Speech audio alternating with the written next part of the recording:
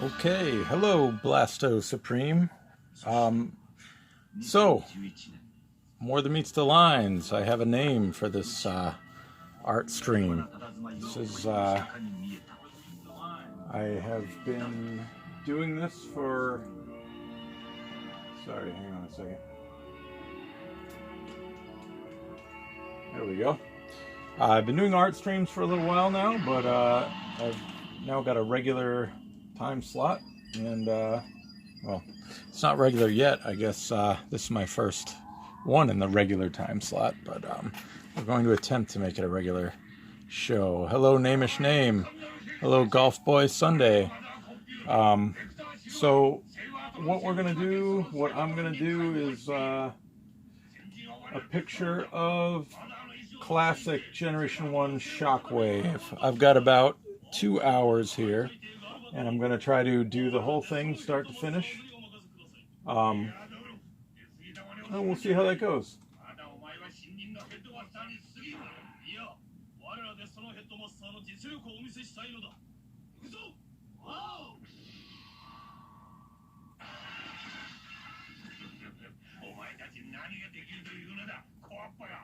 Alright, so I have a pose in mind. I'm going to kind of talk through the process a little bit,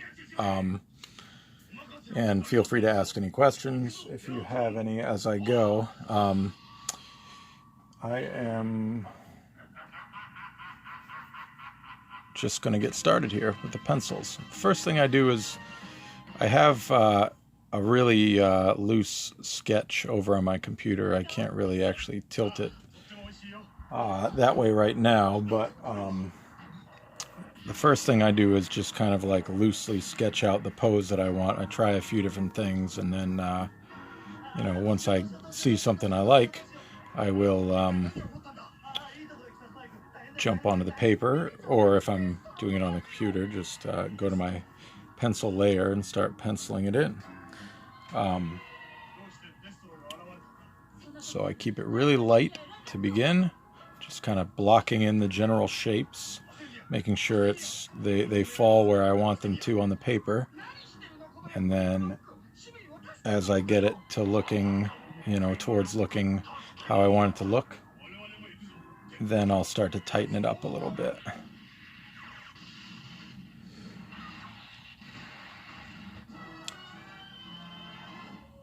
Hey there, Clock Fox.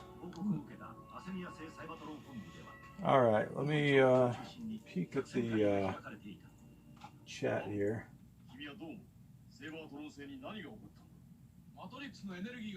Ha, Blasto, you watched the movie last night. Very good. That's a good. There's never a bad occasion to watch the old animated movie.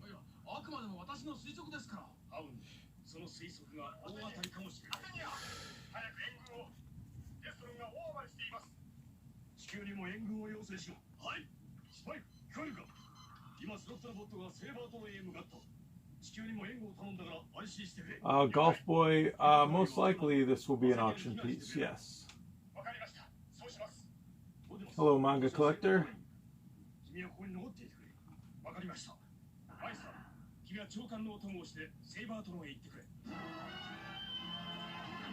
We have the Headmasters series going on in the background, the Japanese series. If you've watched my streams before, I usually put one of the Japanese shows on in the background.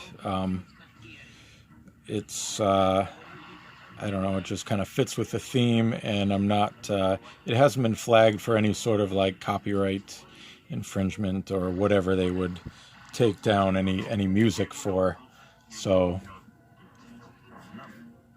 it's been working out pretty well for me. And there's I don't know if anybody that's listening or watching right now is in Japan or speaks Japanese, but for non-Japanese speakers, it's some background noise that doesn't interfere with,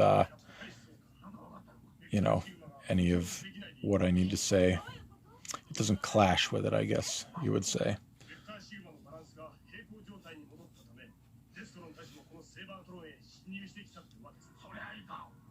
So Shockwave's got this sort of six-sided head shape here. Kind of classic. He's kind of looking down a little bit.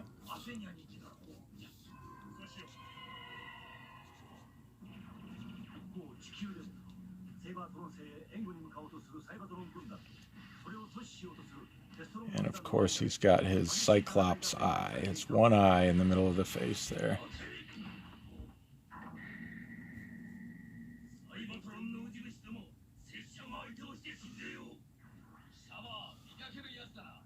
Oh, making cookies, very nice.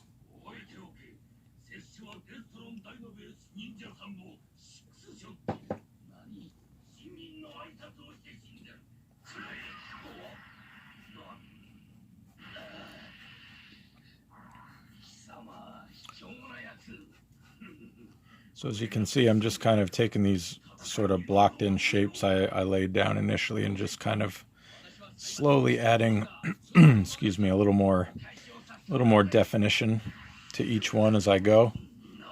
A lot of times when I draw a Generation 1 character, I kind of improvise a little bit, but mostly just stick to the animation model, or, you know, comic model.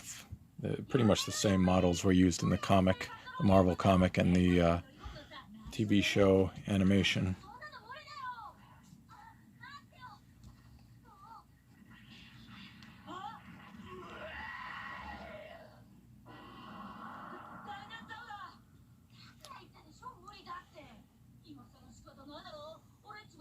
Hey there, Dark Wizard. Robots with coffee, very nice. How you doing, Paul?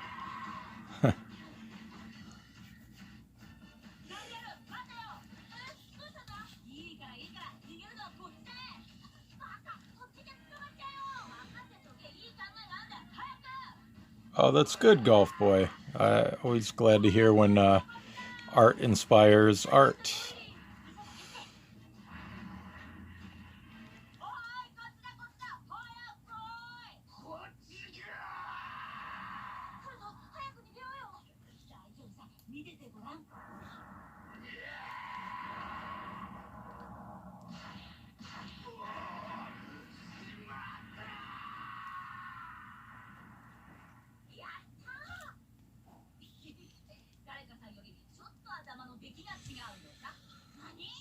Alright, so he's starting to come together there.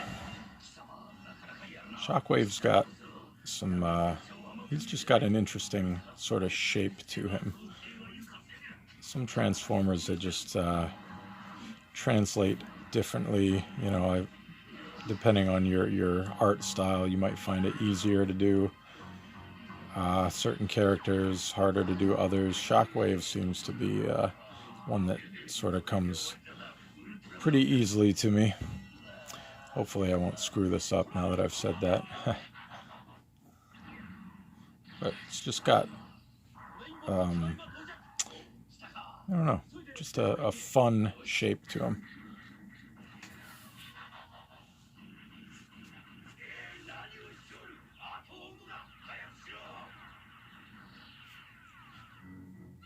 Oh, Clock Fox, you're going to work on the Soundwave from the Bumblebee Soundwave, huh? That'll be cool. Can't wait to see that.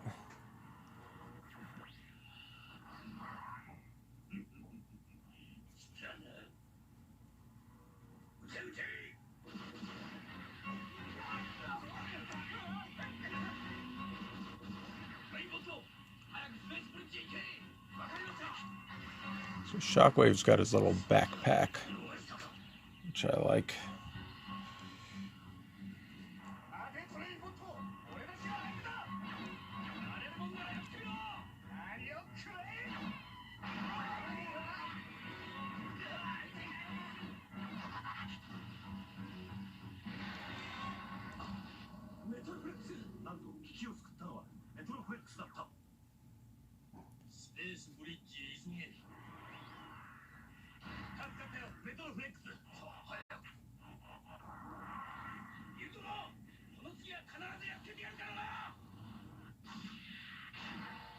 Oh, you were commissioned to color it. Very nice.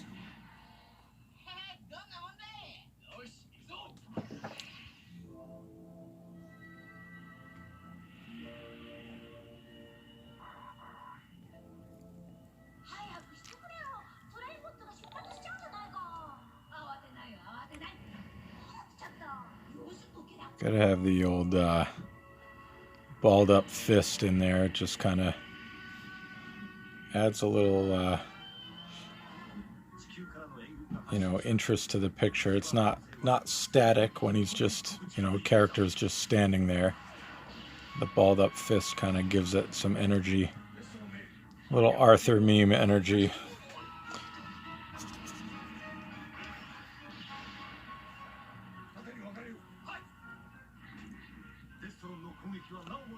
Hello, Destron Decepticon. Good to see you. Which Transformer is the hardest to draw?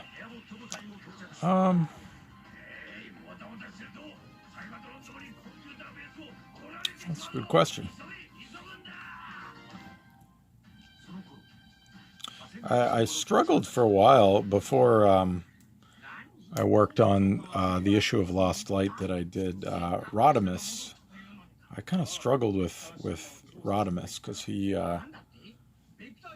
got so much going on in his design. There's like spikes everywhere coming off his head, coming off his back. Rodimus was a little tough, but I got the hang of him once I started drawing issue 20 of Lost Light. And by the end of that, I really actually enjoyed drawing Rodimus a lot. So I guess that's not a great answer. You know what I find difficult sometimes is, Generation 1 Megatron's helmet.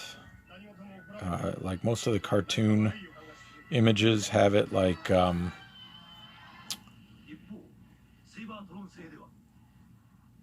kind of curved almost, and my brain doesn't really follow that. My brain doesn't really work like that for his helmet. I like to do it more angular, but when you do it more angular, it doesn't end up looking quite like that classic Generation 1 look that I usually go for. So I struggle with that a little bit sometimes.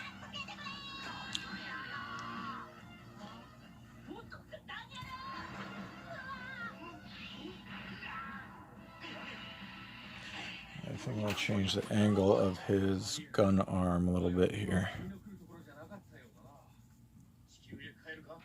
I was debating whether or not to pencil this first before, I started streaming it. A lot of the streams that I've done, I've had the characters penciled out already because I kind of figure who wants to watch somebody pencil and erase something if it's not quite going how they'd like it to.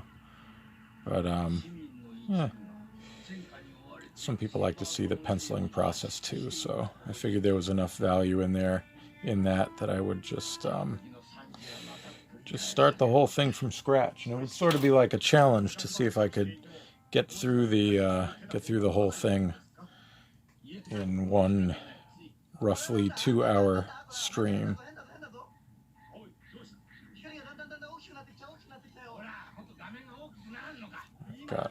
Just gotta sort out my angle here, make sure everything's going at the right angle. I want the barrel of the gun to be on the page. Alright, so then I'm going to kind of exaggerate the cord a little bit just to add some visual interest here, right? So he has this cord hanging out of his arm, and it kind of plugs into the bottom, but I'm going to sort of run it down that way and in up here through this negative space, and up there a little bit, and around to the backpack like that. That's a bit exaggerated from how it really is, but I just feel like it adds a little more visual interest that way.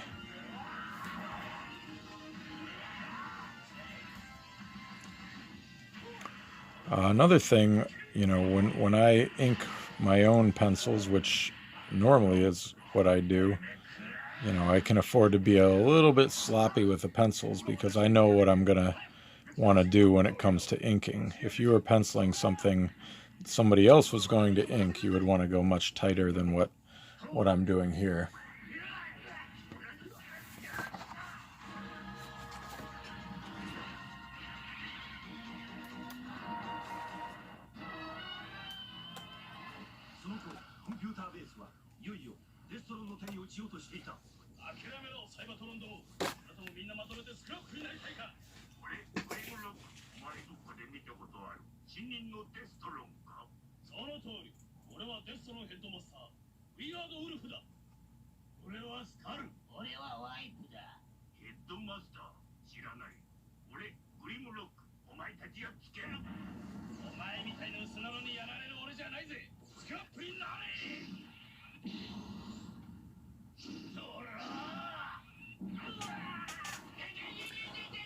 Well, thank you very much for saying that. I appreciate it.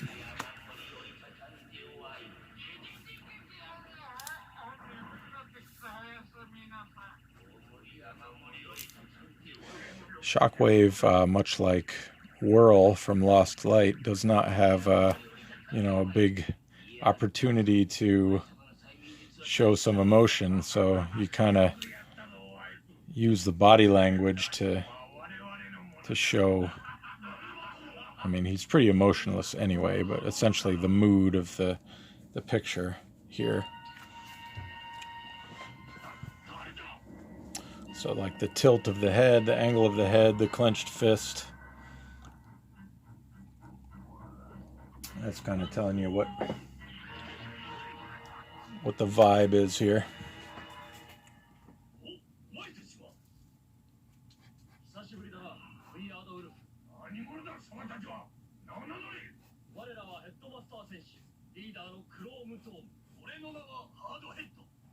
You can hear in the background the headmasters introducing themselves.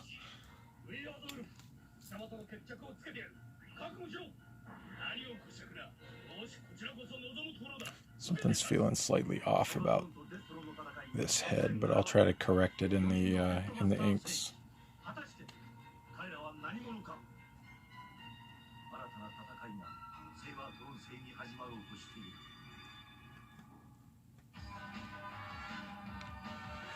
I went through a full episode already, huh? It was quick.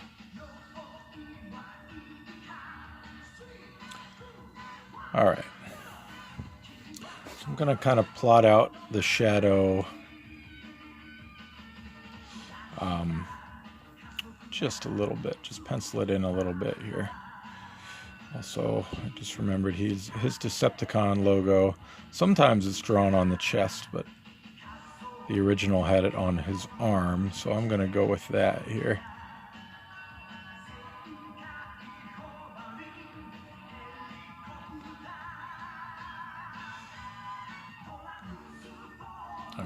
And I always kind of imagine Shockwave in like his lab or something, so I'm not going to do anything complex behind him here, but sometimes I like to just kind of do a few like wires hanging, sort of overlapping.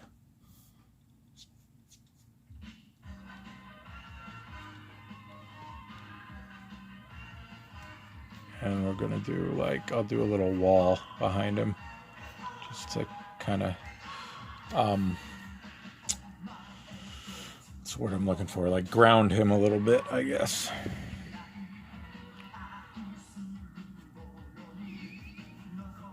Alright, so I'm going to jump right into the inks here. Yeah, frame him in a little bit.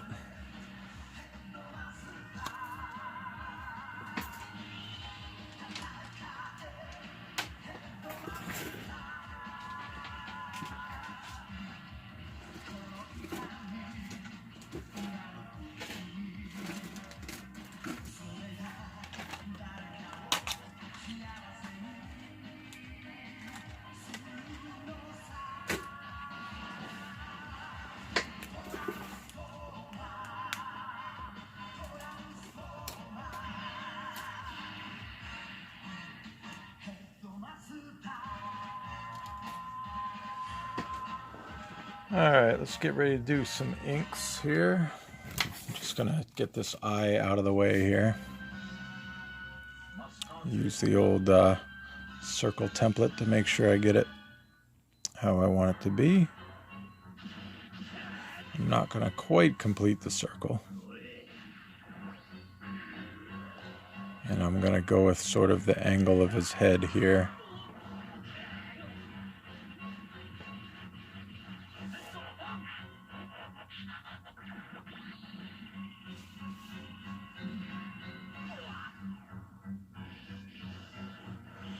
Even though this glows a bit, it's gonna be a little shadow in there too. Proper art tools. Perish the thought.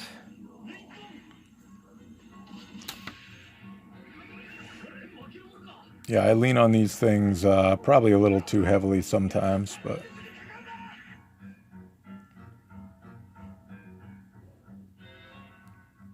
that's okay.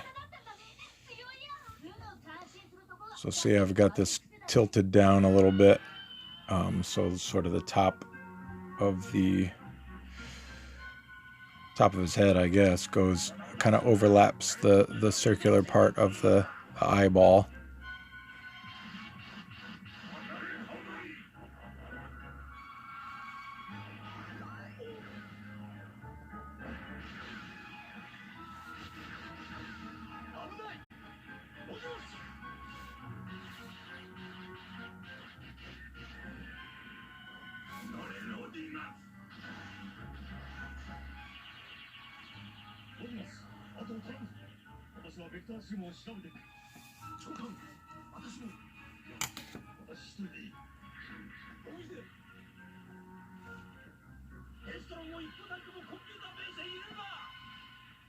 I'll darken that in a little later.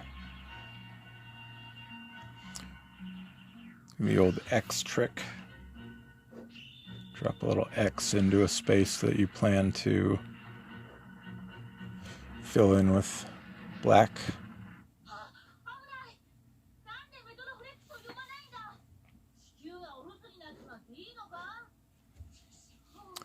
A lot of straight lines here too, so just kind of leaning heavy on the straight edge here.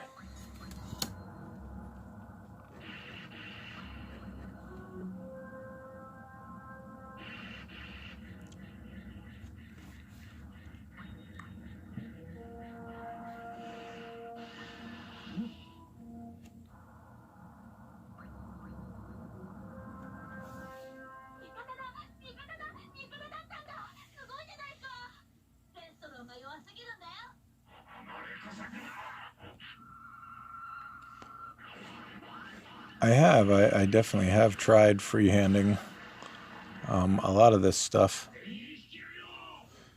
and usually it works out much better to use the straight edge. But I mean, it depends on the vibe you're going for. Sometimes with some really kind of loose and free action panels, pictures, it can be advantageous to have that more organic line. But I find when I'm drawing a line that's longer than like an inch, if I let it, if I don't use a straight edge and let it wobble a little bit, it's noticeable.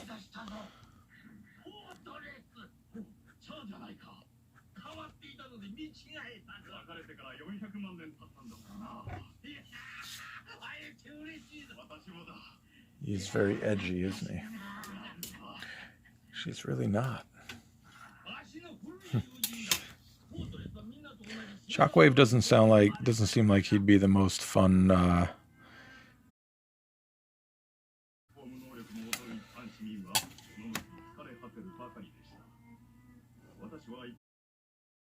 on the chest area here. It's a very useful tool. If you were going to freehand two separate, very close lines, it would be really difficult to get them to be exactly where you want them to be.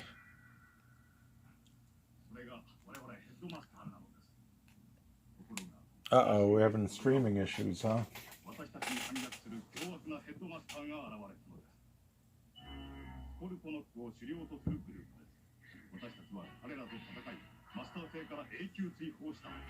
Hmm. Well, hopefully it'll clear up.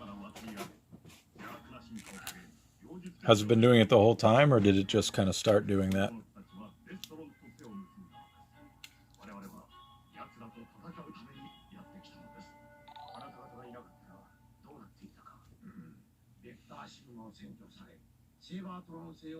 Oh,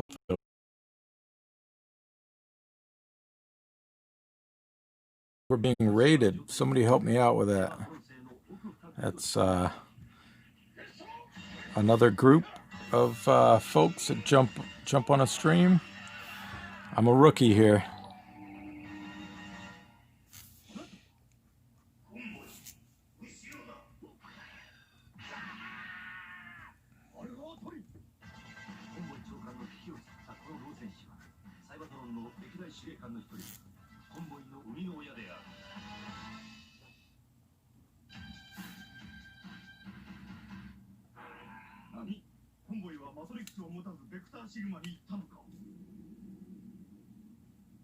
Huh. Nice. Well, there's not much to take control of there.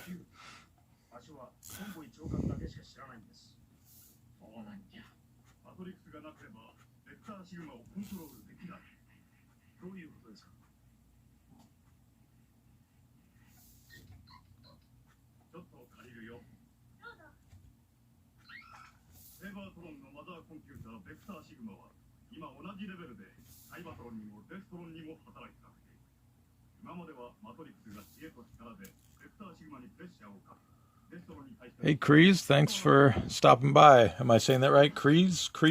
Kreese art?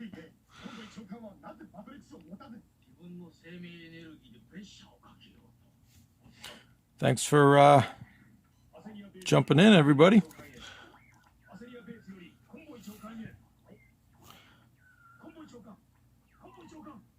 I don't know how many of you are familiar with Transformers, but that's kind of my thing, so we're drawing one of the originals. Nice.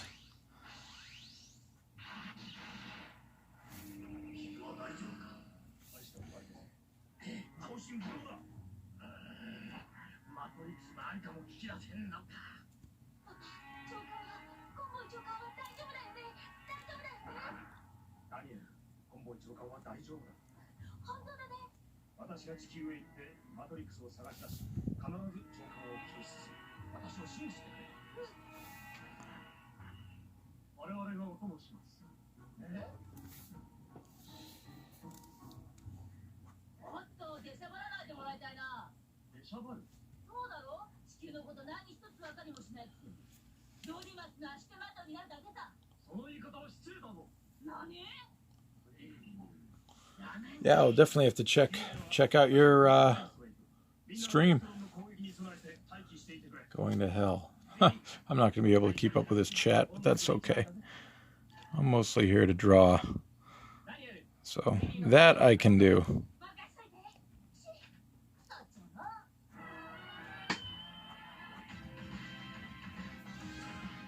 At least most of the time. So somebody was asking earlier about freehand versus using the tool. So as you can see, all these short little lines in there, I'm just kind of freehanding. But, you know, this line down here is probably about side to the next.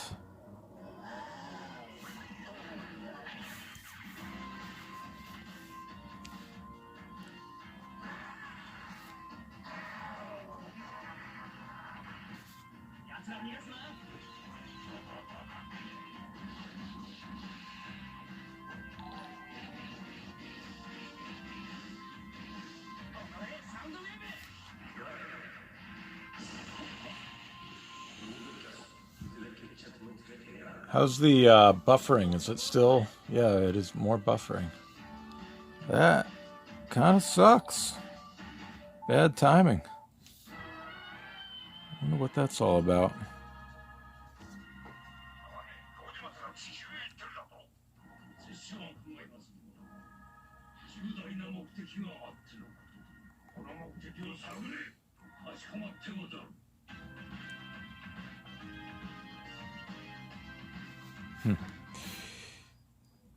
Yeah, I'm not sure what to do about that connection. I don't know if it's on my end. I mean, I guess it must be. But you folks who have been on my streams before, this hasn't really happened before, has it? Thank you very much, Crease. Appreciate it.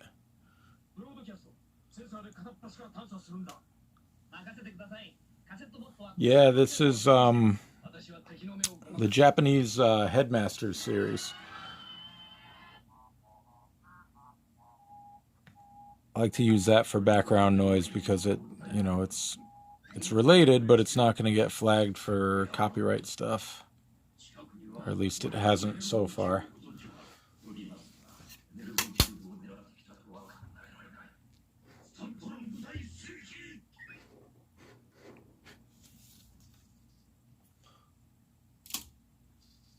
All right, my connection here is showing good. Is it looking good at this point?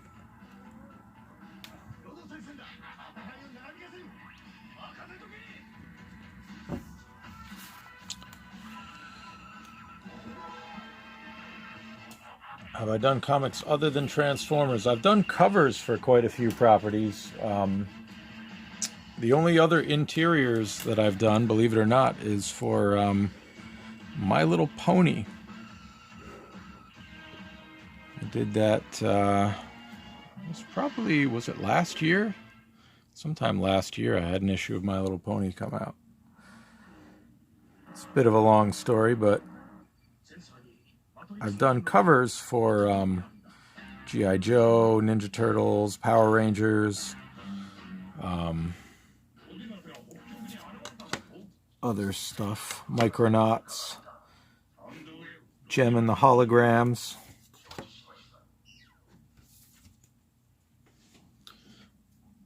Bunch of different things.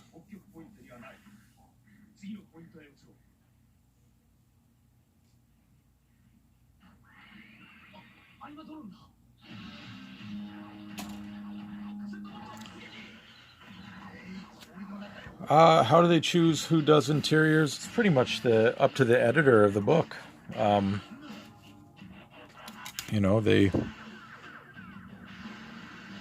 They pick the artist they want from who's available. Sometimes it's a process of, like I say, who is available. It's not always so cut and dry. I know I've been in a position where I've been offered artwork, offered the opportunity to draw interiors on an issue, and was too busy, couldn't do it for whatever reason. So I would imagine that happens a lot with other artists as well. But it's pretty much just the editor choosing who they want, I guess, out of who's available.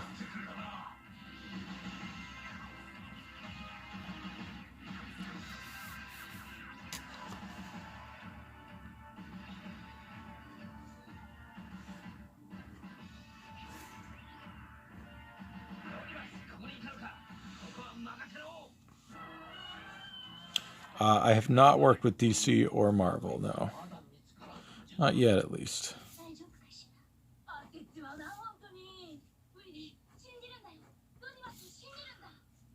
Part of working on something like Transformers, which is so different than most of what, like DC or Marvel would produce, like if I was working on G.I. Joe regularly, Marvel would have a pretty good idea of how I would handle, human-looking characters and stuff like that. With Transformers, I've done, a whole bunch of that, but, they wouldn't exactly throw me on Spider-Man without me doing, like, a tryout or, submitting some pages for review, which is something that I haven't done, or at least not since I was like a teenager, which at this point is a long time ago.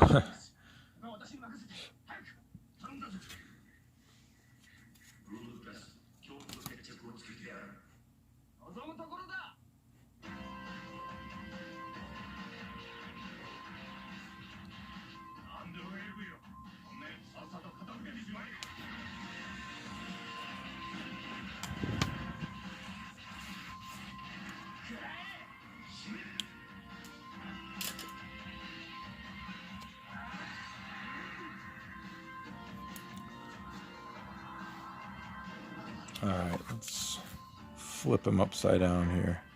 I tend to flip my paper around a lot. You know, get like a sure-handed position to draw whatever line you're about to draw. It's easier than trying to force it in, or, you know, force it when you're in a position that's not comfortable.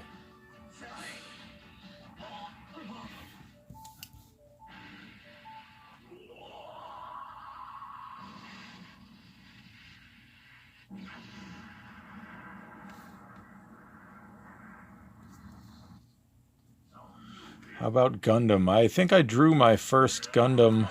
I may have drawn a commission at some point that I forgot about, but my first Gundam that I can remember as part of the 6 fan arts thing from a few months ago. I drew, oh boy, see if I can remember it. Somebody requested God something or other, some kind of God Gundam. Does anybody remember? Anybody follow my Twitter page? Remember what that was? You guys seem to know exactly what it was when I posted it.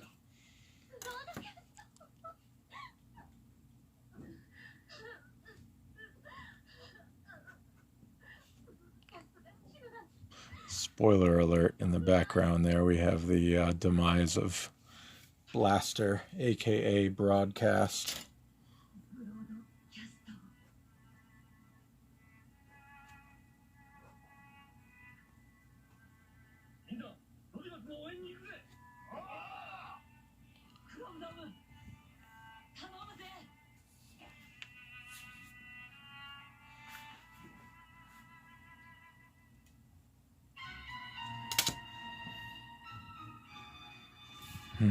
Let's see.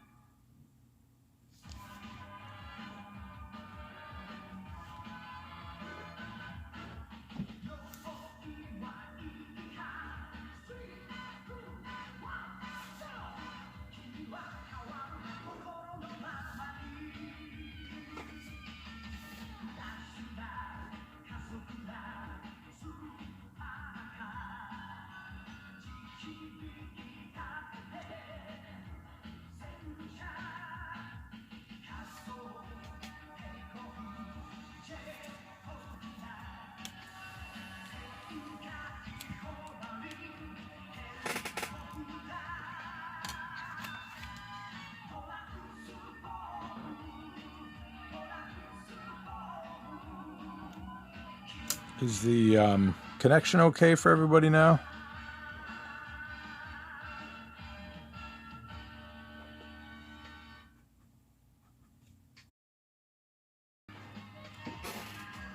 That's good.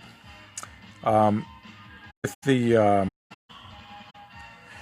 what do we call it? Raid? With the raider has flown by me. If you had a question or something that I didn't answer, just go ahead and ask again if you'd like. And apologies if I missed your question the first time.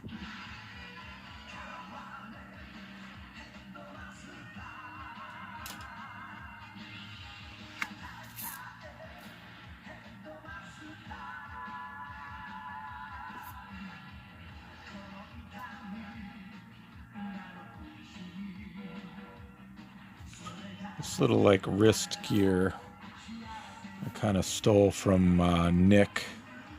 You sort of borrow little bits and pieces from other people's styles, or at least that's what I do, and I've noticed others sort of doing that. Kind of like gives his wrist a little swivel point, or maybe swivel's the wrong word, but it will bend back and forth. God Gundam. Oh, Namish name. Did you go back and look? Yeah, that sounds about right. I was not familiar with any Gundam, but somebody was very excited about having that drawn, so I put out the sort of notice for the 6 fan arts thing and then procrastinated on it forever. And this one person sort of kept asking, hey, have you done it yet? Have you done it yet? And which I'm actually grateful for, because I might have let it fall by the wayside. But yeah, they posted a GIF or GIF. Don't know how you all prefer to say that, but a GIF of this Gundam, and I had no idea what it was, so I wanted to look it up, and I had to ask what it was called.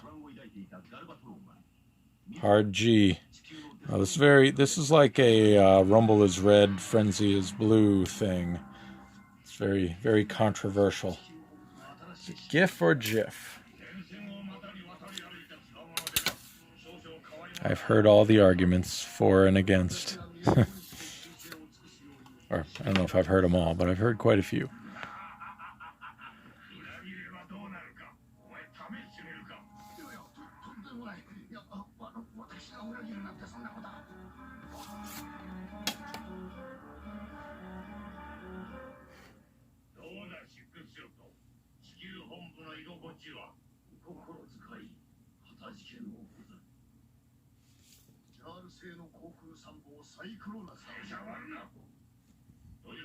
Did you just say John Cena?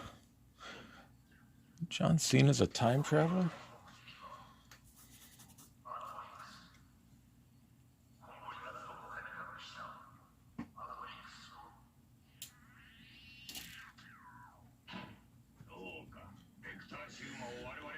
Alright, so we got about 9:15 here. I think we're making pretty good progress so far. I'm remaining optimistic that we're going to be able to do a somewhat finished looking picture here.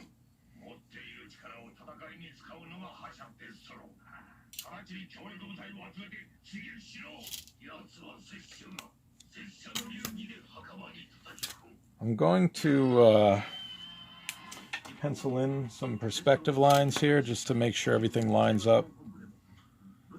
So I've got the arm sort of, I want to call it a cannon, but the gun on the end of his arm. I just want to try to make sure all these lines here kind of are in the proper perspective, and I'm not using any particular like anchor point. I'm just sort of eyeballing it, but I just want it to look right.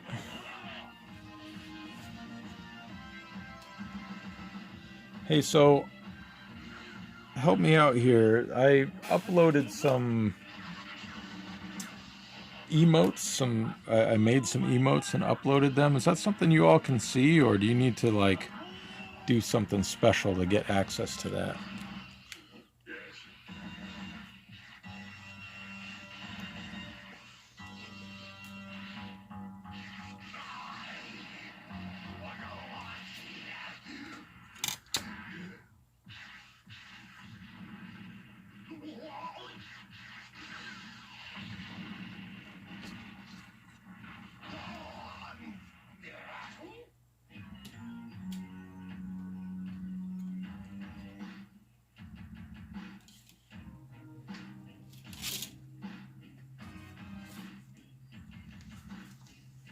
I'm gonna kind of, I never have a hard time admitting when I don't know something. I actually think I wish more people would just admit if they don't know something instead of pretending they know things. But anyway, that's a bigger story. Um, but yeah, I'm still learning this. I looked into some of the affiliate stuff with Twitch, but I really just haven't had the time to fully study what any of it really means. I just know that things that I could upload my own emotes, so I did.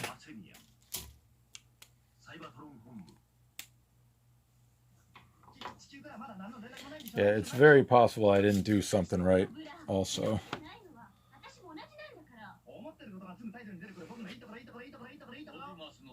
That's Blur in the background.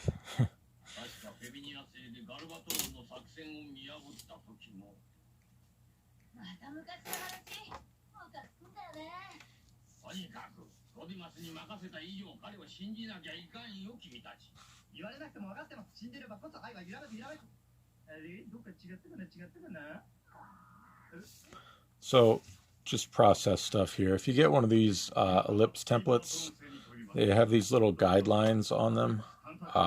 See how like down the middle of a row of ellipses, you have a line that connects them. So if you're going to have like this his little gun arm here, I just kind of drew a middle line here. So each point where I need to draw an ellipse, I'm just going to line up that line that I drew with the middle line on the template here.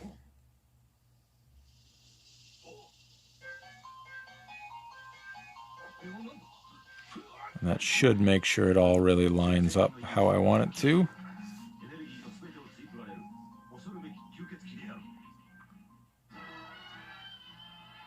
It's easy to get kind of off kilter or whatever.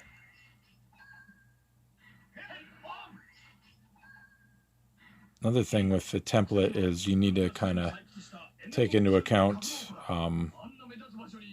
the angle you're holding the pen at, or hold it straight up and down, because the way it sort of runs into, or leans against the edge will actually affect where the line sits. So anyway, I think I got my major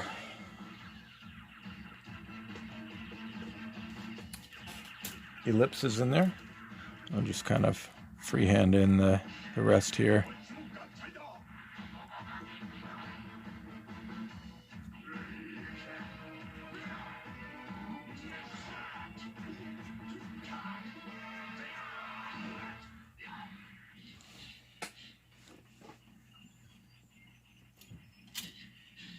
I might actually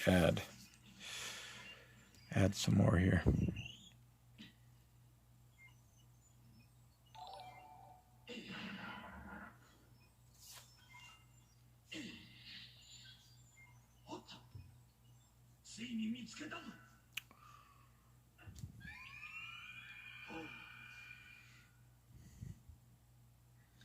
Any tips for people just starting to learn to draw?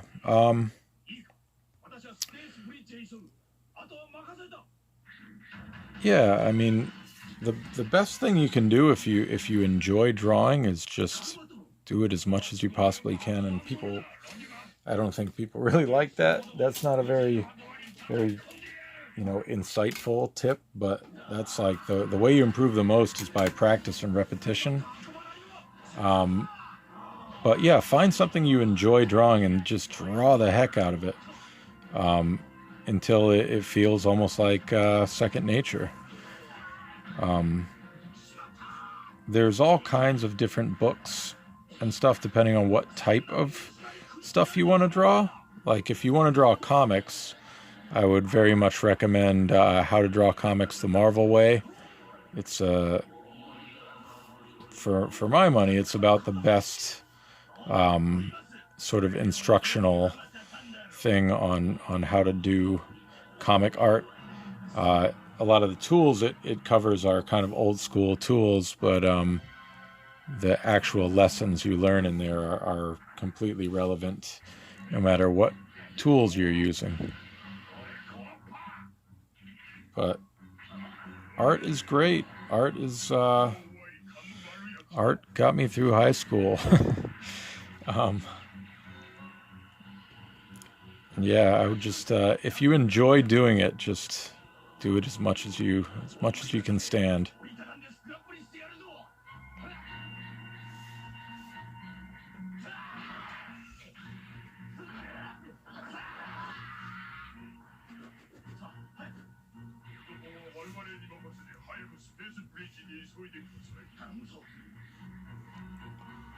Wawa, are you asking for yourself or for a friend, as they say?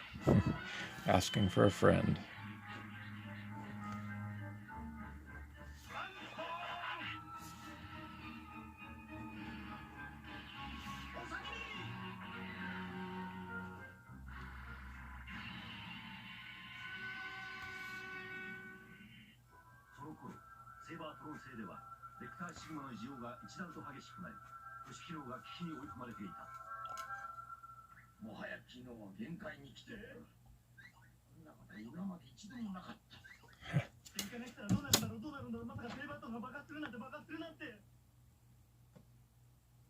Yeah, they are very very general. That's kind of like what I mean. They can be adapted to other styles, just sort of the some general rules to draw by, I guess.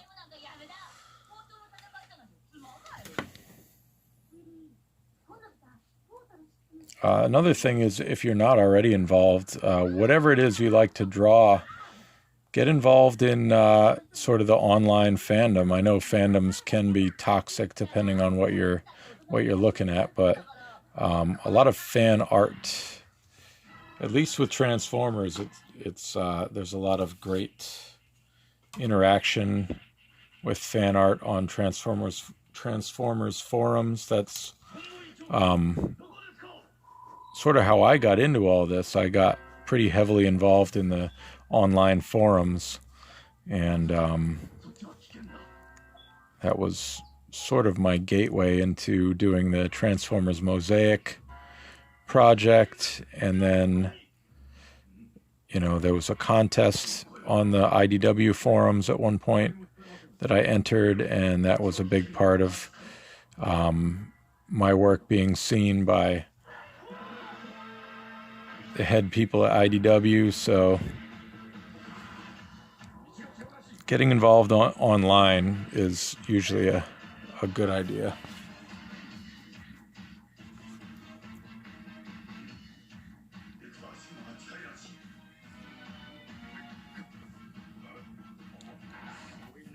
I haven't actually checked out any of the Scott McCloud books, but yeah, if anybody else has any positive experiences with some sort of how-to stuff for drawing, feel free to chime in.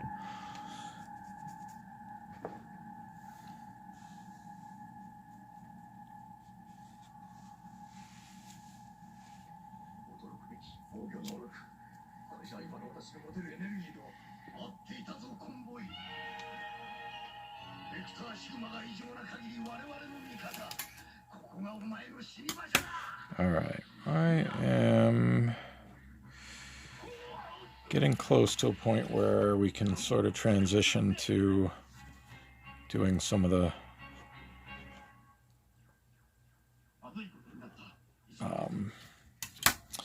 fun stuff.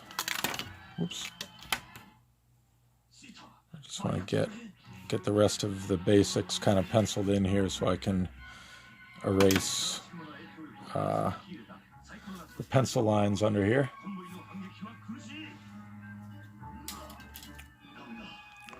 So I'm going to kind of freehand his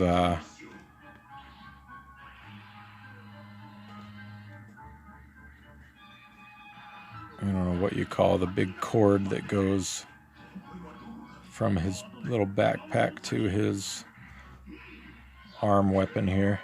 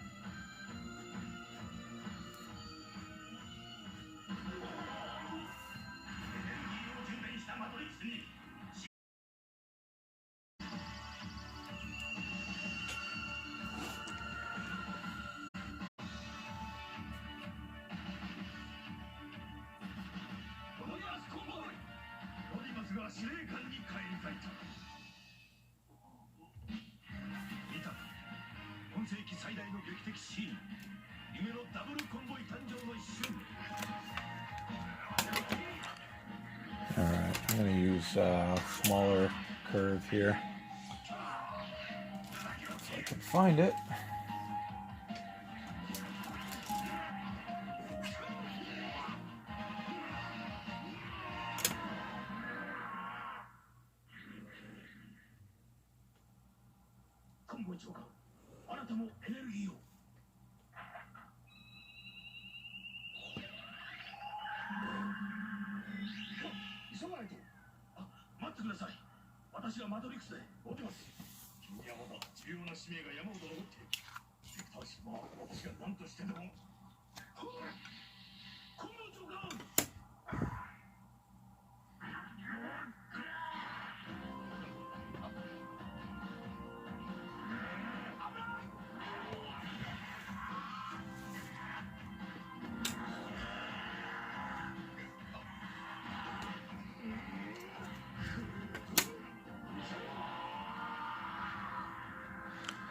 Let's see. I think I'll just kind of improvise a little bit here.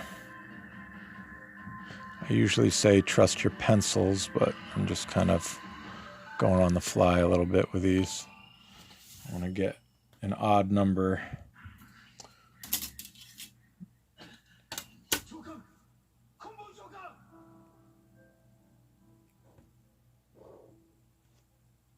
And a little overlap with his shoulder here.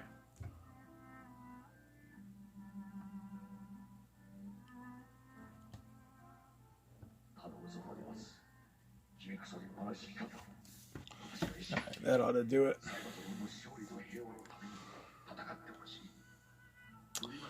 Yes, I do a thumbnail usually when I'm working on commissions. If I'm doing a piece that I would start on the computer, then I just kind of start with a rough sketch.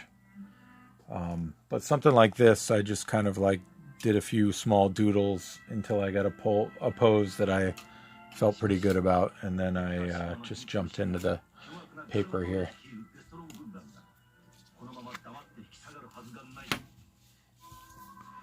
Alright, so I'm going to add some sort of texture to the wall that he's standing in front of here. And the fun thing about like Cybertronian stuff is you can just sort of make it up as you go along.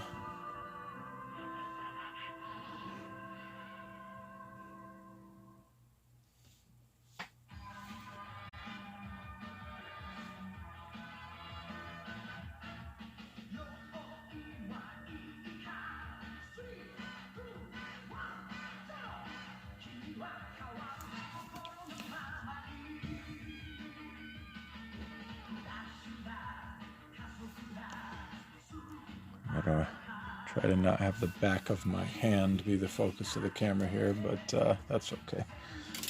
All right, I think we're in good enough shape that I can get rid of these pencil lines and then just kind of do my thing with the rest of this. Do I prefer digital tools or paper and pencil? I prefer digital actually for my penciling and rough sketches.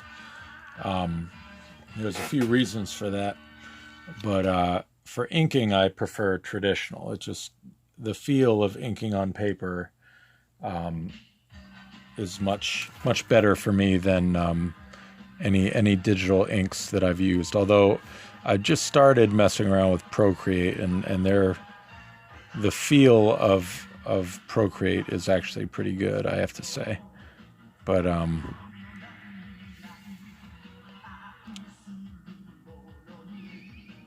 for the most part, I like to stick to traditional tools.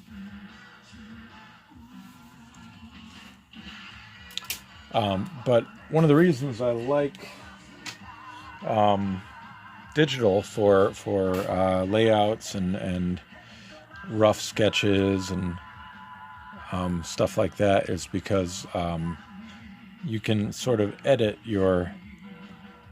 um, your art. You know, you get like you were just talking about, roughs, thumbnails, things like that.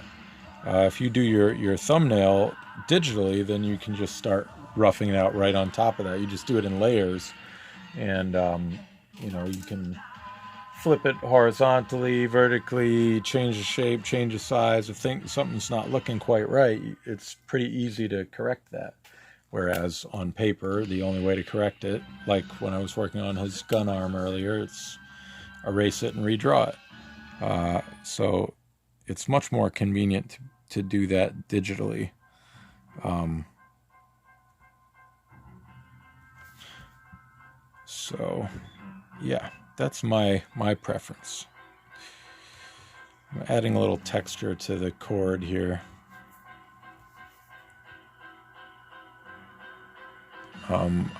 I feel like I've seen a version of Shockwave where he sort of has this segmented a bit. Usually I think it's pretty smooth, but I don't know. We're doing whatever we feel like here. Right now I feel like making it like that.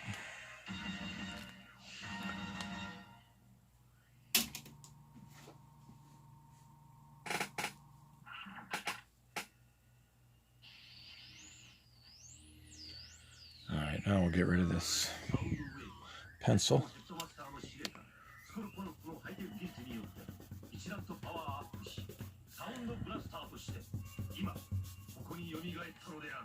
So I've been doing this a little bit looser, a little bit rougher than I typically do.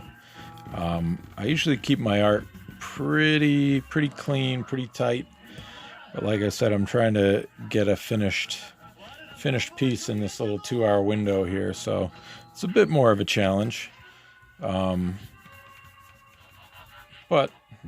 you know, it's not that far out of, you know, what I usually do. The time I usually take on a piece like this would really depend on the complexity of the character, but usually be a little bit longer than 2 hours. But we'll see where we wind up around 10 o'clock. And you know, if it's not quite where I want it to be, I can always finish it later. But I think for the sake of the stream, I'll be able to get most of it squared away.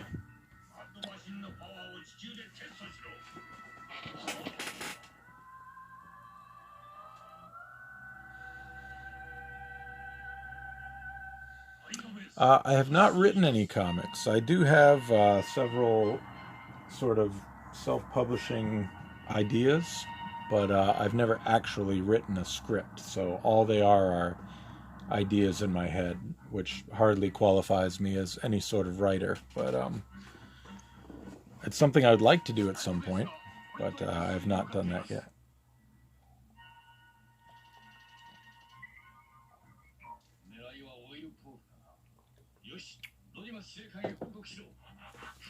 I did use blue line pencil early on, like when I was doing drift and blur, spotlight blur. I think I blue lined most of that, but I stopped doing it because the microns, I found at least, they don't actually go over the blue line very well. So I kind of dropped that. All right, so I'm going to throw some dark shadow in here. I've got my light source in my head sort of coming from the top right, so like underneath his head here, I'm going to drop a shadow. And if you haven't tuned into one of my streams before, I use the thick marker here to just get big spaces, and then I go back and tighten it up later. And I think I'm going to actually raise that up a little bit. Do most of the side there. So it's going to look really sloppy at first, but it tightens up pretty nicely.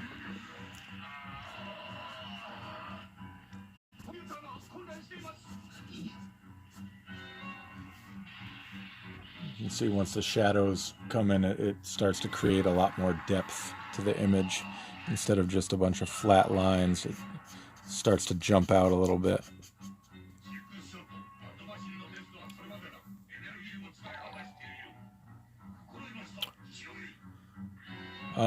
I haven't done a Beast Wars comic. There haven't actually been too many of them, as far as I'm aware, but I have done plenty of commissions of Beast Wars characters.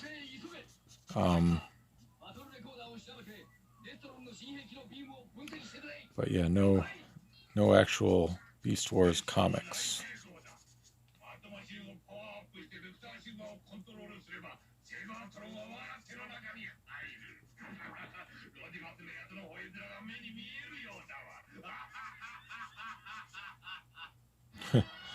That's Galvatron you're hearing in the background. I love the voice actor. I don't know what the actor's name is, but whoever plays Galvatron has just such a great voice, great laugh.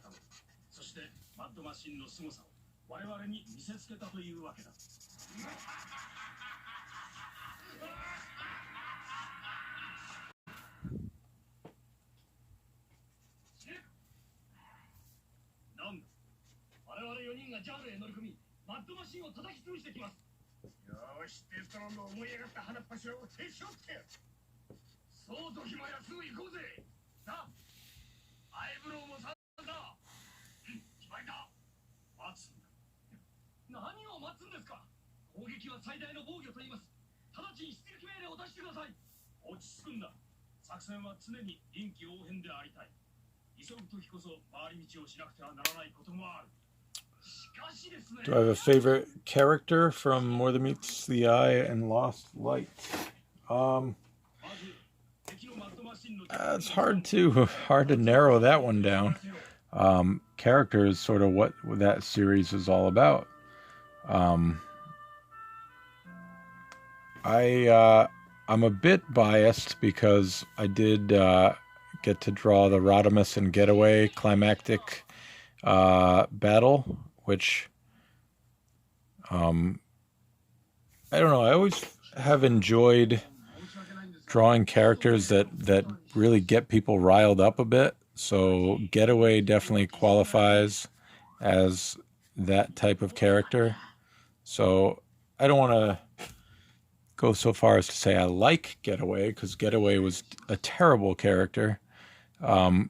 Not terrible as in, poorly done or poorly written, but just just a complete bastard. Um, but he was actually really fun to draw, and sometimes a good villain really kind of makes the story. So I would get away on the list of characters that I enjoyed, I guess is how I will put it, even though he was, like I said, awful. Obviously, Whirl stands out. Just what a bizarre and interesting character.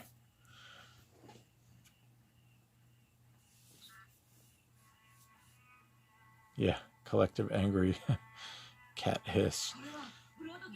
I get, a fair amount of requests for getaway commissions, and then people come up and, back when conventions were a thing, they would look at the commission I was working on and get visibly upset, in a good-natured way, not like literally upset, but Getaway has, people have that reaction to seeing Getaway.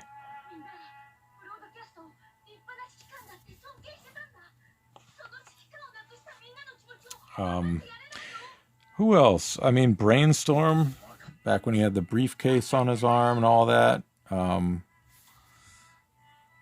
He was great. I think James had just like a really fun take on a lot of characters that didn't get much attention in any other version of Transformers, like, Tailgate or something. Like, what was Tailgate before More Than Meets the Eye? Like, just sort of a throwaway character.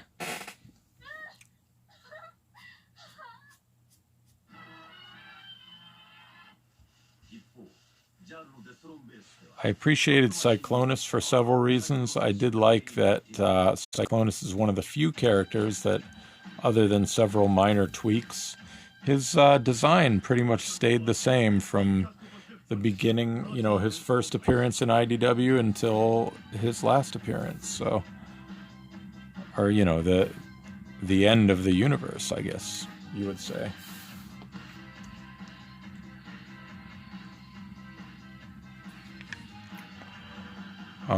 I really appreciated what they did with Ultra Magnus, just being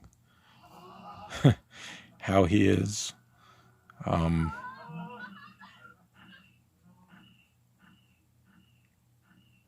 Yeah, there was a lot to like about Lost Light and More Than Meets the Eye. I mean, I was kind of I was on team Robots in Disguise, so they were the other book for most of my time during that run. But I certainly appreciated what they were doing. I remember I was always wishing that more people would, because Lost Light and More Than Meets the Eye was so well received and so well liked by the fandom, generally speaking. I remember a lot of times I was like, hey, Robots in Disguise is good too. But it did get a lot of love also, so don't take that as a complaint or anything.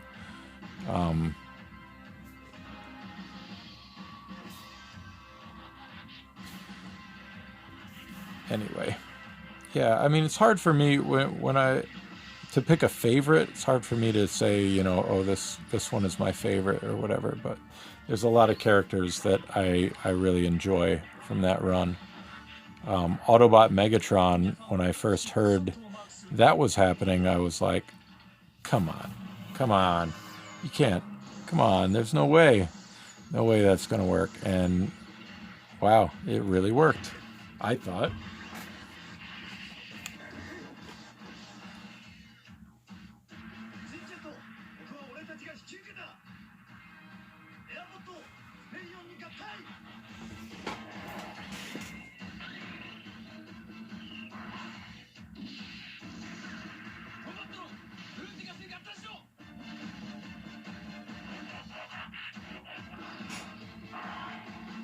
Ha!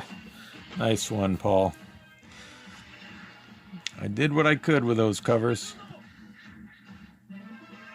I really enjoyed my my run on Robots in Disguise. Um, you know, that turned into essentially just Transformers. Um, it's kind of a challenge to do covers for a book when you're not doing the interiors because you're doing them before the interiors are even drawn, and a lot of times before the script is even done. So, you know, I was just kind of trying to, I'd work a lot of times with just like a paragraph or two from the outline of the script and just try to come up with a cool cover concept for it.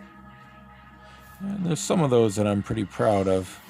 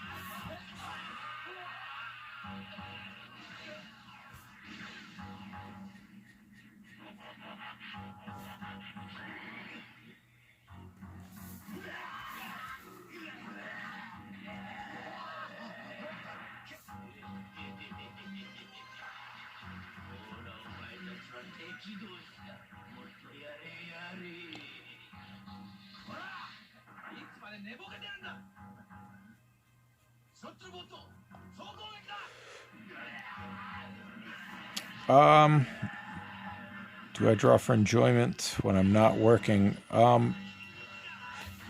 Typically not really, but that's kind of what this um, became when this whole coronavirus thing started and comics shut down and any other freelance gigs I had just shut down, and I kind of needed to keep working to provide for the family and all that. Um,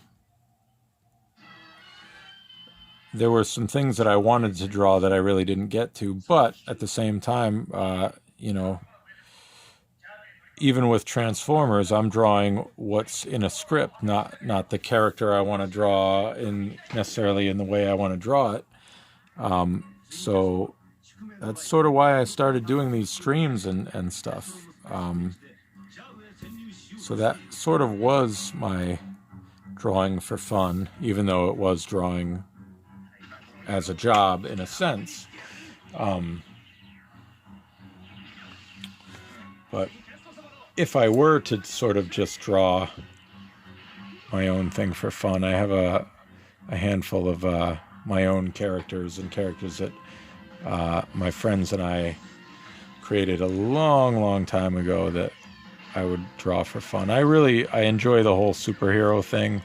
It's what I grew up on, other than Transformers. So, if given the choice to just draw whatever I wanted, I would be drawing a lot of that stuff. The problem with that is, I don't have a ton of time. Most of my time that I'm doing art is time that I need to be, earning for my family. So to draw my own, creator-owned characters without any sort of deal in place is just not something that's realistic for me at the moment. But we'll get there. I am an 80s kid, yes. I was born in 77, so most of my young childhood was in the 80s. I was 7 years old when Transformers came out, and, I enjoyed other cartoons and franchises and stuff before that, but once Transformers came out, that kind of captured my imagination completely.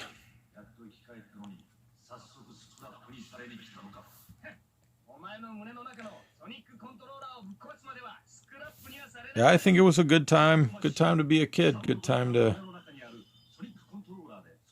to grow up with, the whole Reagan era change of laws, for better or for worse, that you essentially were allowed to make half-hour long toy commercials and put them on network TV. Um, it worked out pretty well from my perspective.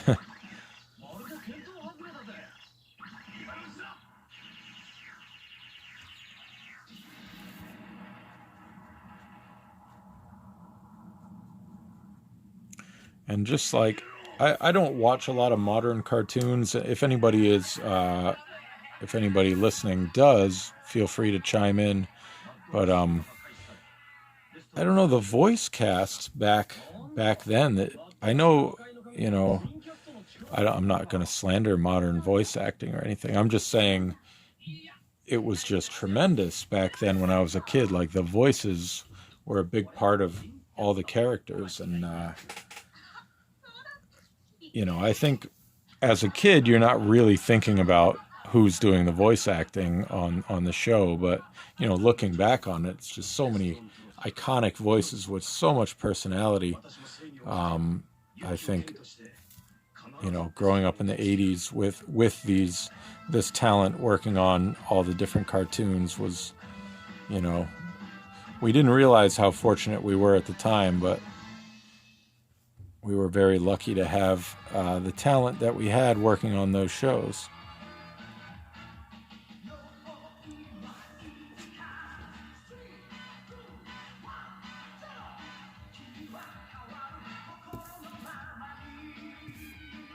I think the only recent cartoon that I watched was the Netflix Voltron cartoon, which I've talked about on stream before, which I absolutely loved, and I did not finish it. And, I mentioned before, I know there was a lot of mixed reaction on how that show finished up. But I really enjoyed what I did watch of it.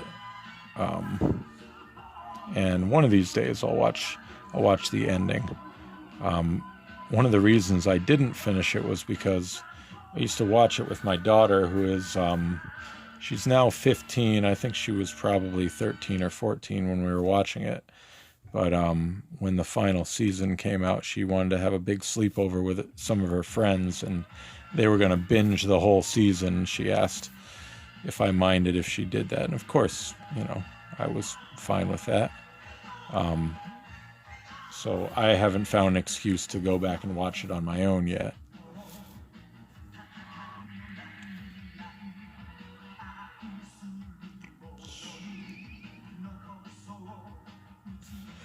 Hey, sorry, I'm just going to ask again, is the buffering thing solved now?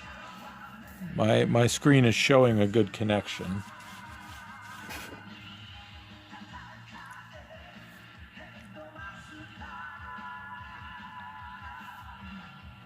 All right, that's good.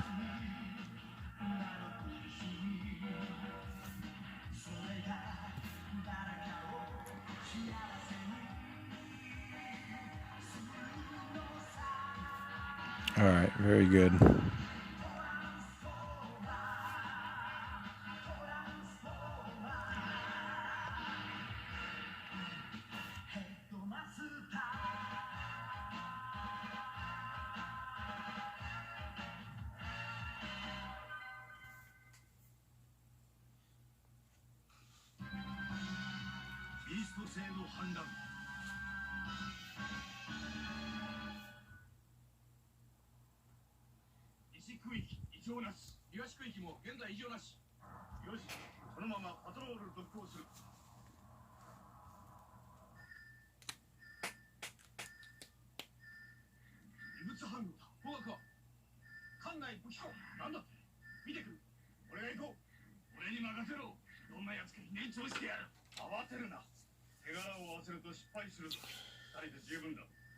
Yeah, I am thinking, depending on how all this goes as I move forward with these streams, maybe upgrading some of my equipment. Right now, I'm just using my phone, which is probably not the best way to be doing this, but it works. So that's what I'm doing. But it'd be nice to get like a good camera where I could really focus in on some of the stuff that I'm doing.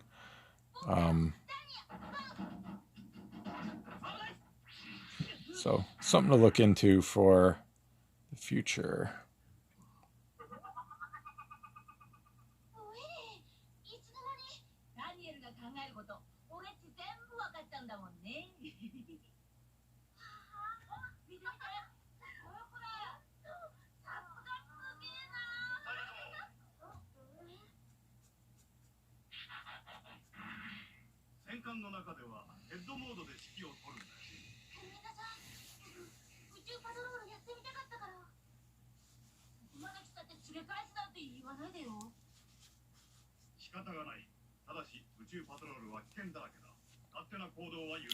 When I get a script, I am responsible for storyboarding or laying out the pages. Sometimes a writer will have a specific like camera angle that they are looking to have, and they'll just list it in the script or mention it in the script. But for the most part, when I get a script, it's broken down into panels, but beyond that, I am usually free to lay it out however I'd want to. I do submit my layouts to editorial before I jump into any finishes, just because if there are going to be any changes made, I'd rather change them before I do the finished artwork. Hey, thank you, Sketchy McSketchington.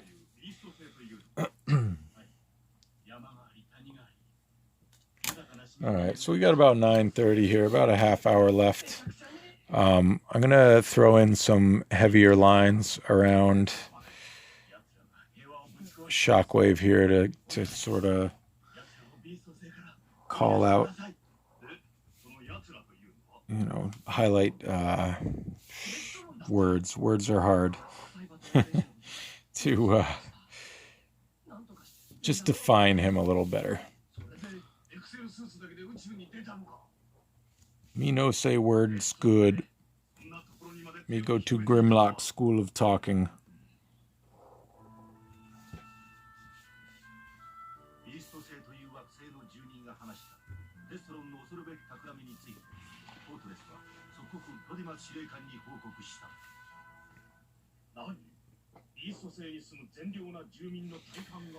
Paneling and storyboard tips for beginners. I would say try to tell your story in the most interesting way possible. And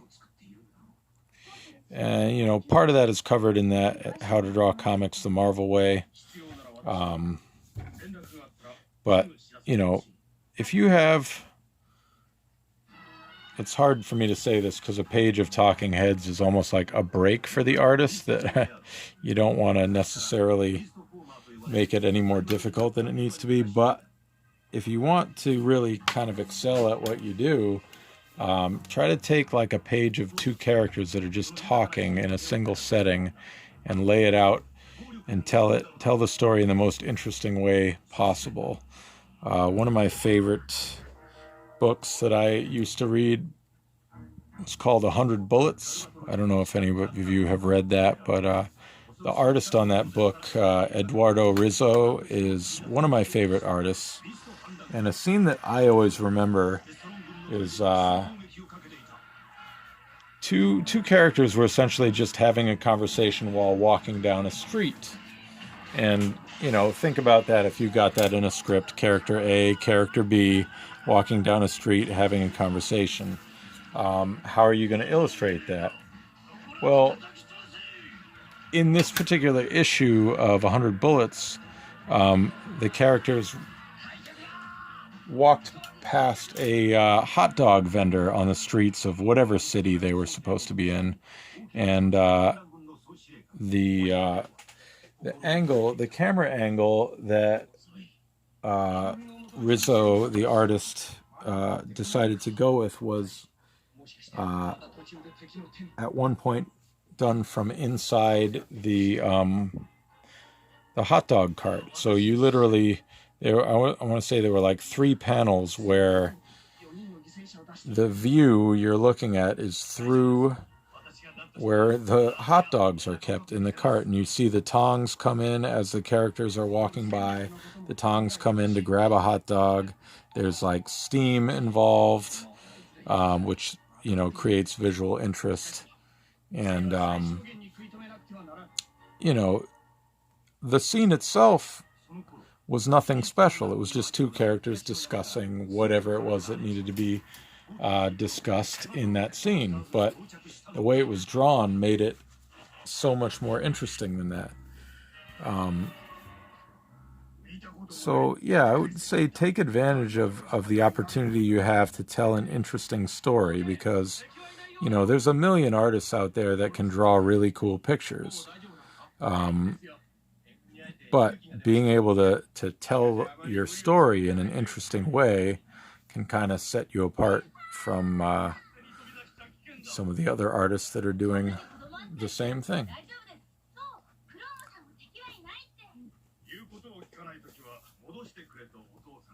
On the opposite end, when you have a good idea like that, roll with it, but I wouldn't stress yourself out trying to come up with something special for every single thing you need to draw. Sometimes it's best to just go with a simple grid layout and just effectively tell your story.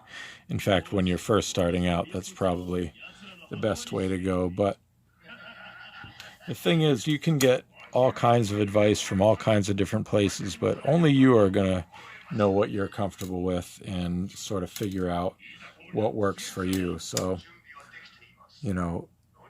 when you get a script, just kind of play around with it. Lay it out a few different ways, go really rough and loose, and see what feels good to you, and roll with that. Because if you're enjoying it and you're doing it the right way and you're doing the right thing, there's going to be other pages. So just try to do something interesting, and if it doesn't work out great, don't beat yourself up over it. Just move on to the next one and try to learn from what you've done so far. Every page you do is a learning experience. Even the best artists out there are still learning, still improving. And if you get to a point where you think there's nothing left to learn, then you're not doing something right.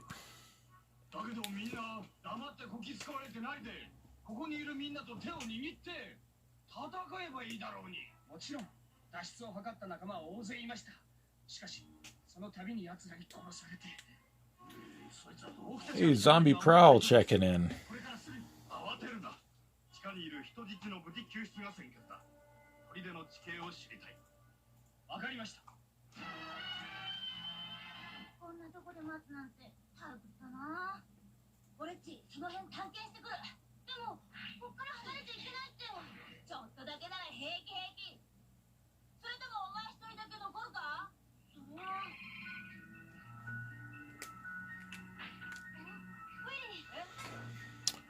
All right.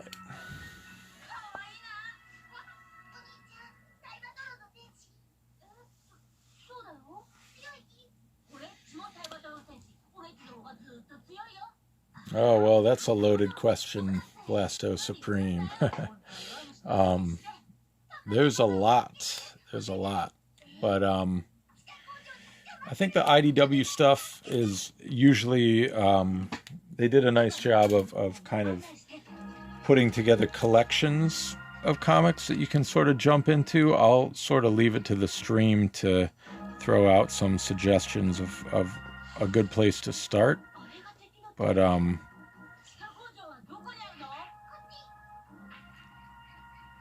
it kind of depends on what you're looking for. Like, if you like old school stuff, like the old Marvel comics are great. And the UK comics expanded on that really well. And you can get sort of a continuation of that with some of the IDW output as well. But a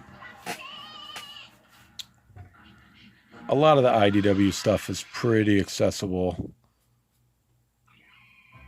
you know, if you just start in the right place, which a lot of the hardback collections, that's sort of what they're for.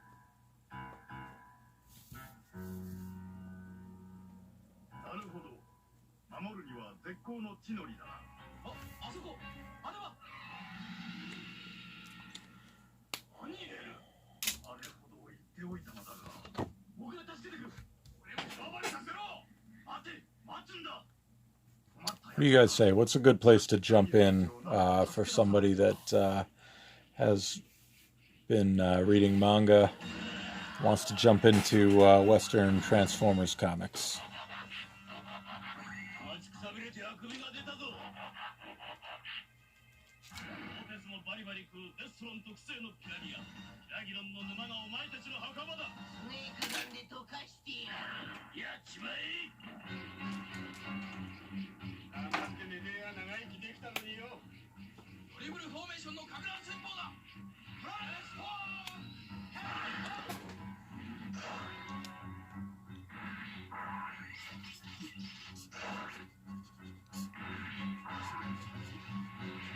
I'm going to kind of put some little streaks across the glass portion of the chest there.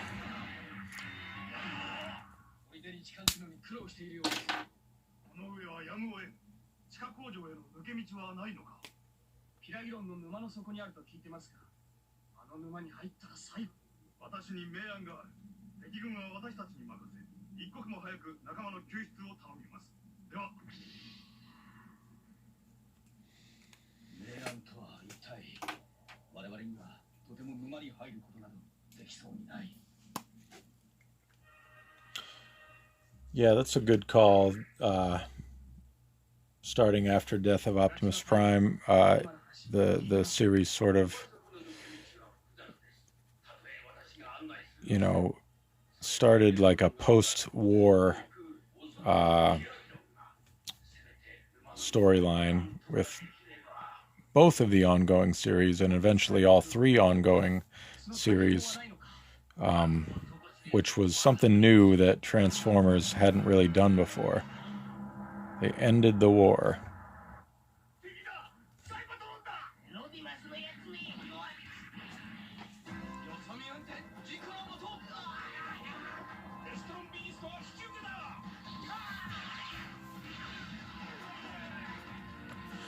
This one's going to require quite a bit of cleanup later, but that's okay.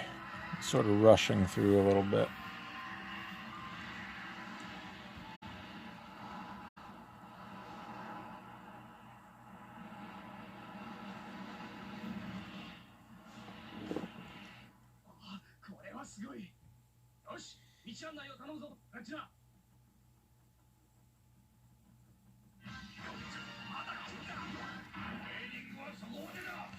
Yeah, usually the wobbly lines look a little bit better than this too, but the fun thing is the brush pens work so well for that. I don't know why the squiggly lines work, but usually they do.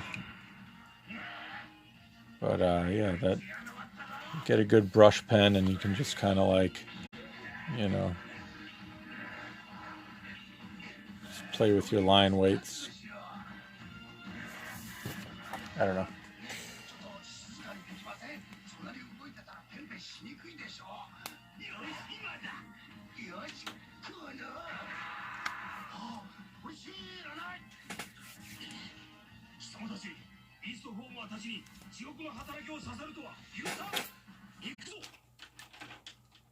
All right, so let's go ahead and just kind of add some extra details. Sometimes transformers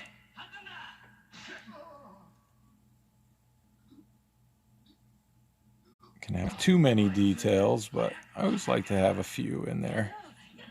Just kind of nails home that mechanical look.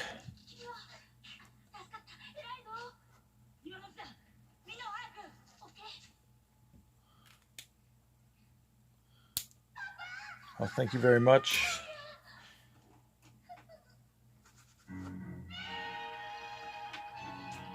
The good thing about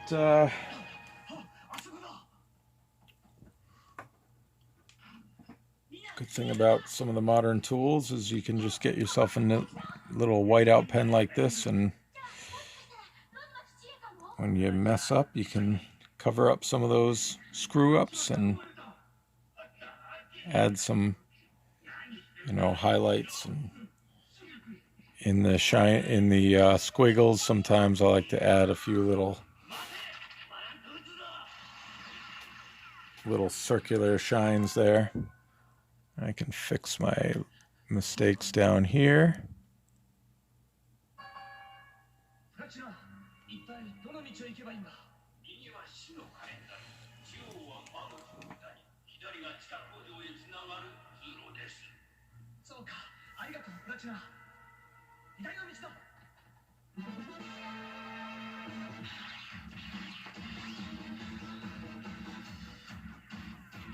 Sometimes I like to do a little, like a scuff line on the fist. They always have these robots punching each other, so I feel like, their fists are going to be a little bit jacked up.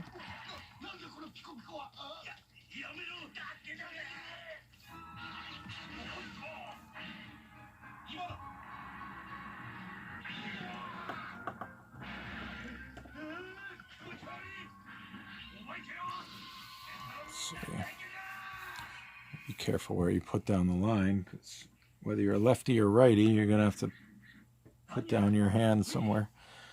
But you don't want to smudge what you did.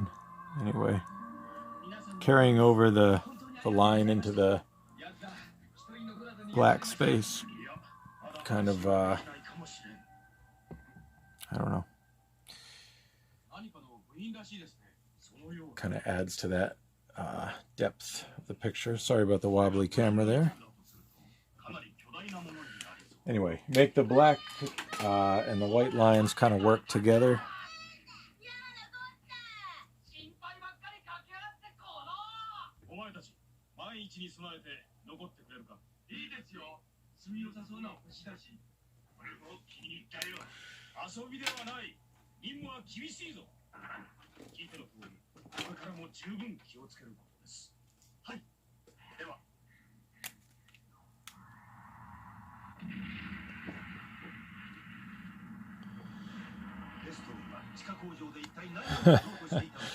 Happy accidents. There you go. It's a little Bob Ross, right?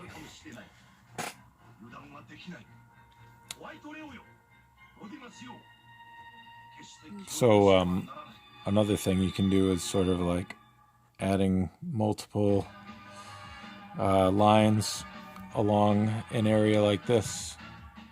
Kind of gives it a little gradient effect. And then go back with that white pen.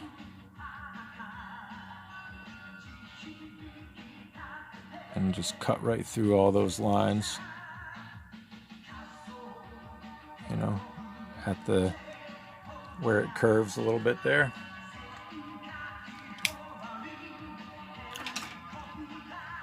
I am rushing through this a little bit, so it's not quite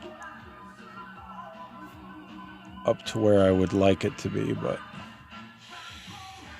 I still think it looks pretty good. And I think I'm getting the point across at least.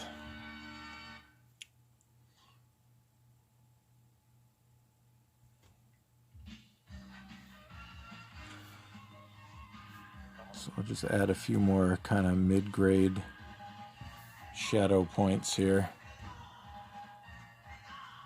And I'll go back with the white pen and fix that up at some point.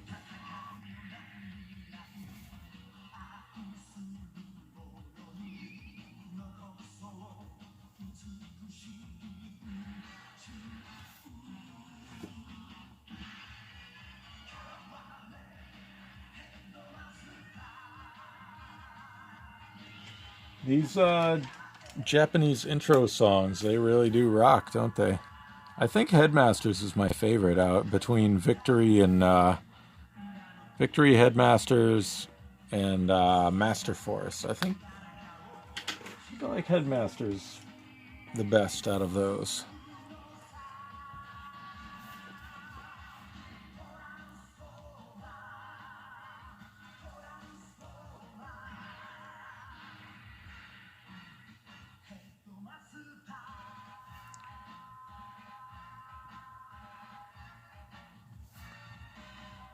Add a few more scuff marks here and there. You got to figure, my logic is always like, again, these guys are sort of a warring faction of robots. They're punching each other, they're fighting, they're, getting in scuffles, so they're not going to be totally clean. But the edges, the edges are going to scrape against things, so that's why I give a little bit of little edging, little edge scuffs here and there.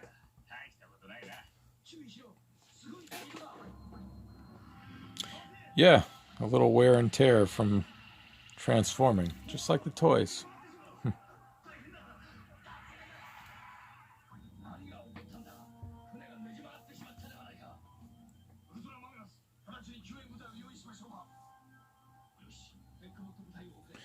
I think I must have back in the day seen the original Gotcha Man, but I can't recall to be sure.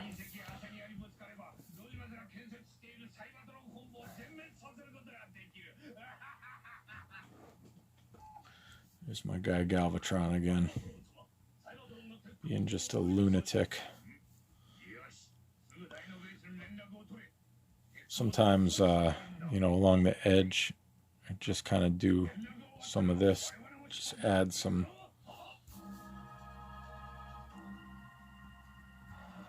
grunge there. Just a little bit here and there, kind of let you know that Shockwave's been through some things.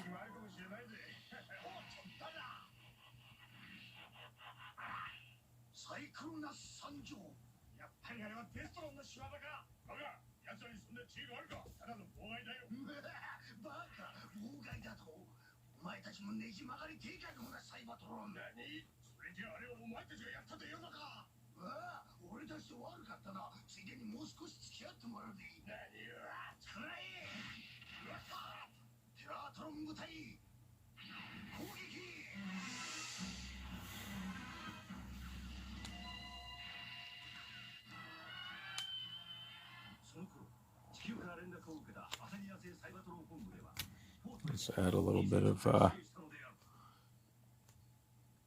detail to these hanging wires here.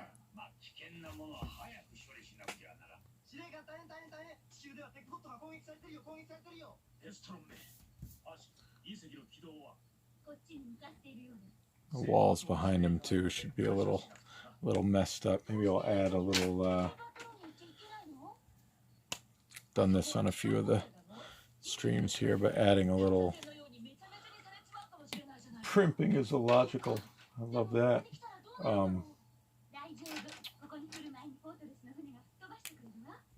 Some little laser blast holes here.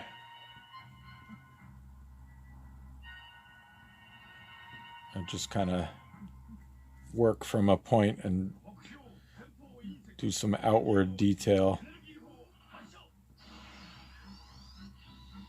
Nothing too precise. You can get a little bit playful here, but make it look like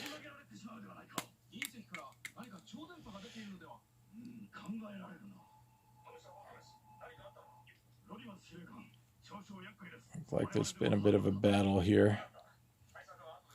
Why am I rushing this? I'm rushing it a little bit. I'm just trying to get... my original goal was to try to get through the whole image in about 2 hours, which, you know, sometimes it's possible, sometimes it's not. But just wanted to do a whole thing start to finish, and you know, different images have different levels of finished. But, you know, I might tweak this a little bit later.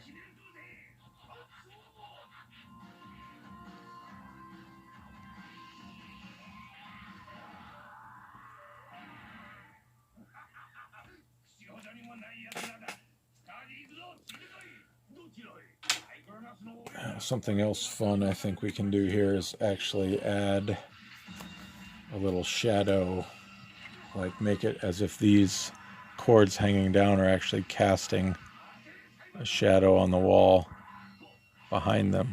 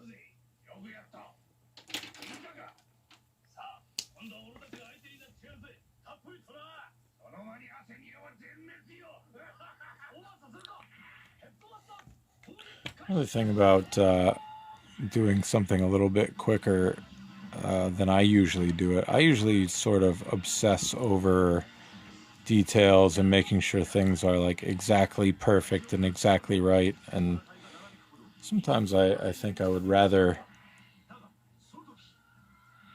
just kind of get through something a little quicker and you know, see what comes out when you just kind of go for it. You know, you can plot and plan perfection all day, and you know, sometimes you work and work and work, and it's just not perfect. It's not coming out exactly how you want. But you know, I think there's something to be said for just going for it and seeing what happens, and not worrying too much about if everything isn't exactly perfect. You know, I think it's another way you can learn.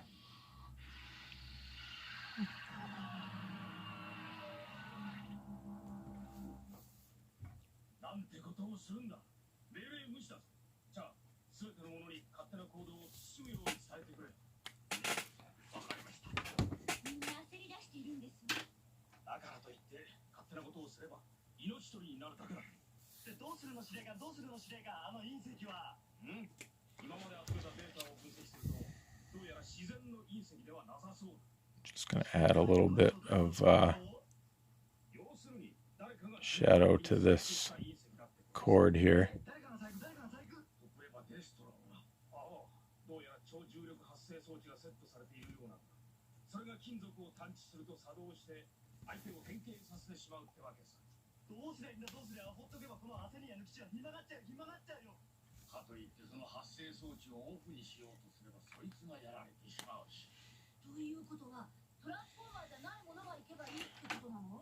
Thank you, Clockfox. Just, I was actually initially thinking of doing something like a tribute to the old Marvel US issue 5 with the sort of hanging Autobot bodies in the background. But then I thought, that's going to take a little too long for the stream here. Add a little bit of grunge to the chord here.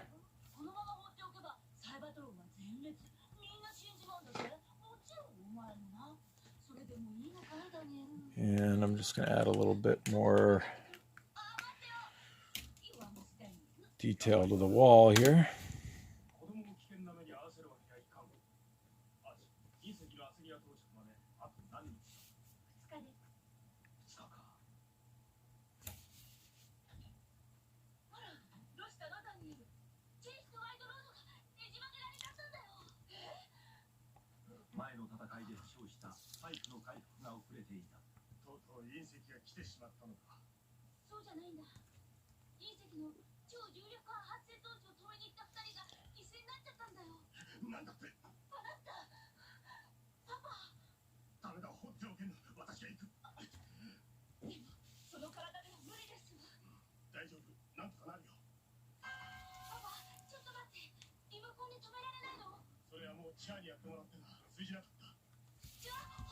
Just kind of dropping a hint of that,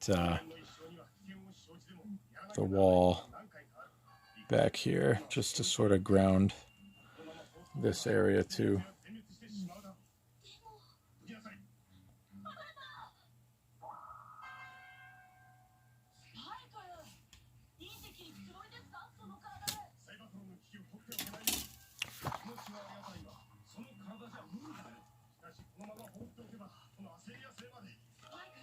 Do you like all the Shia LaBeouf Transformer movies? How should I answer this? I appreciate them for what, what they brought to the franchise. They brought a lot of new fans in. There was a lot of great special effects.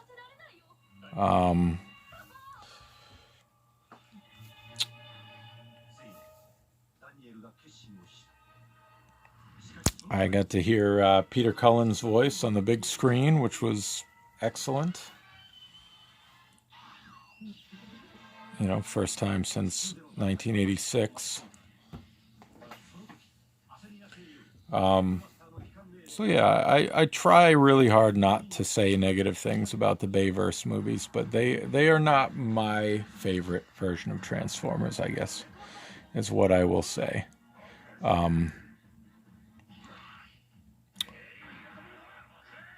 But I don't have anything negative to say specifically about them. I don't enjoy drawing them, I'll say that much. But I like that they led to the Bumblebee movie. The Bumblebee movie was great, I thought. So that's probably all I'll say about the Bayverse movies.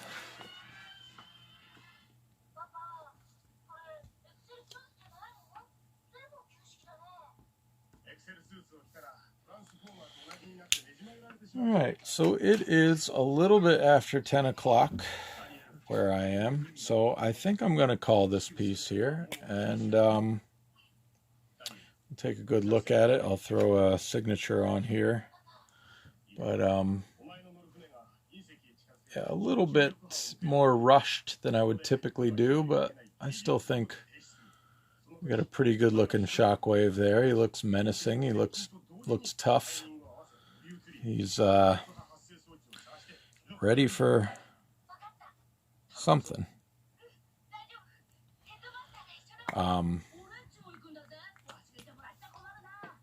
So yeah, there he is.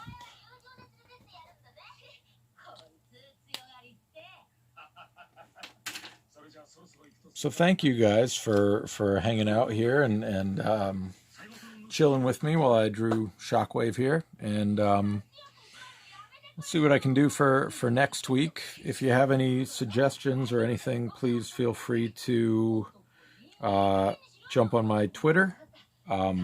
It's the same as my Twitch handle, KCW Collar, twitter.com/KCW Collar. I'm also Instagram, CWC_artist. If you have anything you'd like to see, feel free to throw out suggestions.